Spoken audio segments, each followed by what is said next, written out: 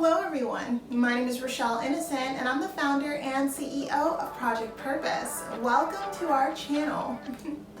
Our community is focused on fostering the intellectual and character development in children. We do this through our parent-child workshops that are focused on 4 themes: autonomy, self-efficacy, compassion, and self-concept, in order to cultivate grit, perseverance, and resilience in each child. And we are so thrilled to be offering one of the first of its kind digital, virtual, and continuous learning environments, enabling parents and children to connect from all around the world. At Project Purpose, our overarching mandate is to renew and rebuild family, community, and relationships. Our different social media platforms provide us with an opportunity to have discussions and to create space for all topics that relate to family, community, and relationships with ourselves as well as with others, with a primary focus on mental health and education. More precisely, the ways that the institutions of mental health and education play a role and have played a role in our societies at large. These discussions and debates provide us with an opportunity to think critically about what needs to change within these structures for us to live up to our bold slogan, support, protect, and empower each child through youth-focused development, better known as leadership in juvenescence. We recognize that in valuing our children's leadership potential, this also translates as recreating and co-creating environments, both socially and politically, that will enable our children to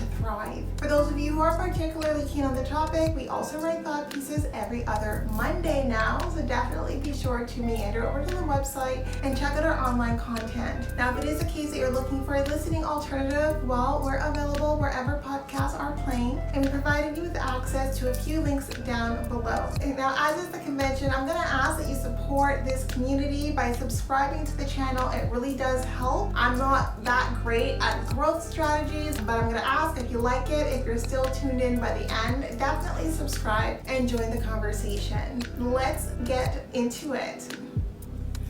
Hello ladies and gentlemen, and welcome back to another segment here on Project Purpose. For those of you who are new, we cover topics that relate to mental health, mental wellness, and education on a week-by-week basis. And our topic of discussion today is mental health. The conversation on mental health today, I'm going to talk a little bit about mental health don'ts, some of the behaviors that we don't want to engage in order to preserve our mental health and stay in alignment with our highest selves. And so just jumping right into this conversation, I'm going to give you 3 states of beings, 3 states of mind, 3 emotions, I guess, that we would want to be very careful in how we manage in order to support ourselves in making sure that we're aligned to our highest selves. And so the first one that I want to talk about here is jealousy. And I think jealousy is one of those emotions that is a complex emotion, and I would consider jealousy to be the compound of experiencing admiration and inadequacy. And I think sometimes when we admire people for traits that we ourselves would want or that we would like to exemplify,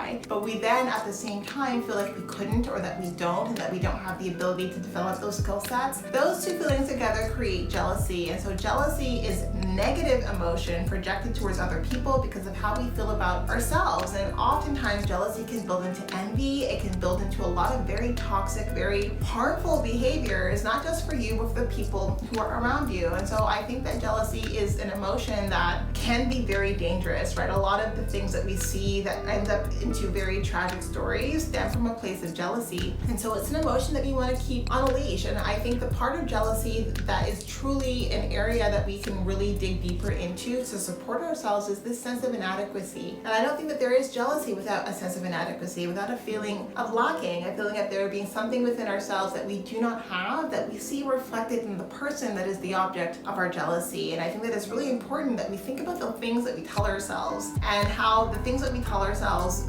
create a sense of entitlement to behave in a certain way, a case of justified behavior when it comes to behaving in ways that help you alleviate that sense of jealousy, which is harming, which is self-harming in its own way, but also feeding into it, right? And I think that it's just so important that we tell ourselves all of the things that we're able to do when we allow ourselves the opportunity to turn that admiration inwards, and when we see, like, there's so many things things that we have, that we reflect, that are just as great by way of qualities as the things that we're seeing in the people around us, then we feel less inclined to behave from a place of jealousy, to lash out, to be engaged in harmful behaviors because we're not inadequate. Having a feeling of inadequacy doesn't equate being inadequate. Just because you feel like you don't measure up doesn't mean that that's true. I think that it's so important to address this feeling of inadequacy before it builds and fuels your jealousy in a way that gives you justification to behave in very inappropriate ways. And I think that it's just so important that we think to ourselves, well, what behaviors serve us and what behaviors don't when we experience these complex emotions that are human. And I think it is very human to feel jealousy. There's nothing that I'm going to do by way of demonizing someone who experiences jealousy. But if your jealousy turns into trying to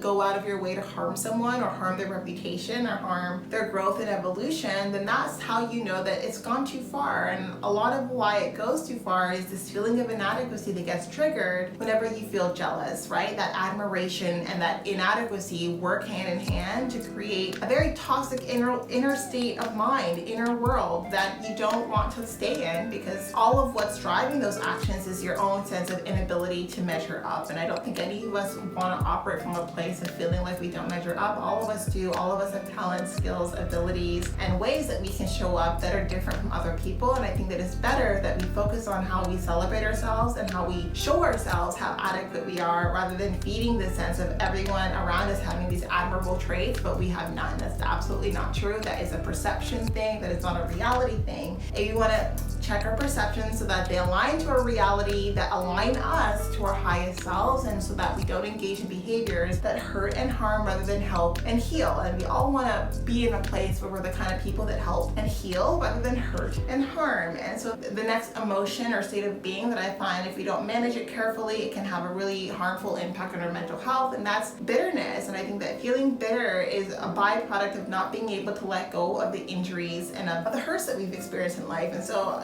I think that life, growth, evolution, it comes with us having been the victim at some point in our lives of someone else's growth and learning, or the perpetrator, right? All of us have been both. All of us, as we have learned and grown in life, have had to do that by the mistakes that we've made and by the people that we've treated or mistreated in a certain way. And so because I give myself the grace, I am very forgiving to myself for the time for my growth that had casualties. But there are people who were hurt as a byproduct of my ignorance or a byproduct of me stepping out of character and not aligning to my highest self. I also give other people that grace. And so I do that because I never want to operate from a place of bitterness, from a place of holding on to so much pain, so much hurt, so much resentment, that it colors the way that I see the world around me to a negative. And I don't ever want to project negativity onto people's intentions, onto people's motivations, if it's not accurately a description of what's taking place. And so how I do that is I hold myself accountable, and I make sure that I'm not operating from a place of hurt and bitterness where I give myself permission, or where I have the sense of entitlement to hurt others. I operate from a place of always wanting to do my best, always wanting to align my behavior to my highest self, and recognizing that that means I need to let things go. I need to let things go because as much as I've endured injury, I have also been the one who has caused injury. And so because of that, because all of us play both of those roles, we need to recognize that it's about growth and learning. All of the people that we meet in our lives have a role to play in our own becoming, and I think that we need to respect that those roles are not so much about how they crush us, but so much more about how we respond. And if we recognize that it's really about our response, the injuries and the victories, the highs and the lows, they all have growth opportunities within them. We can take the growth and then we can do away with the harmful aspects of it by letting it go, because it's one thing to forgive someone, but when we choose not to forgive, then we're hurting ourselves over and over again. We just don't want to do that. So I think letting things go is so important, and letting things go doesn't mean that we sweep things under the rug. And I think so often when we think about letting things go and forgiving people, it means that everything stays the same and everything goes back to normal. It doesn't. Actions have reactions and they have consequences. And so when I talk about letting things go, I talk about letting the energy of the hurt, of the injury, of the pain, of the suffering go, so that you can still live your best life, even if you've just survived survive the worst experience of your life, right? And so I've endured quite a few pretty awful experiences, and I think that the way that I bounce back is because I don't focus on the injury. I focus on the learning, on the growth that I was able to accomplish within those periods of time, and how I can leverage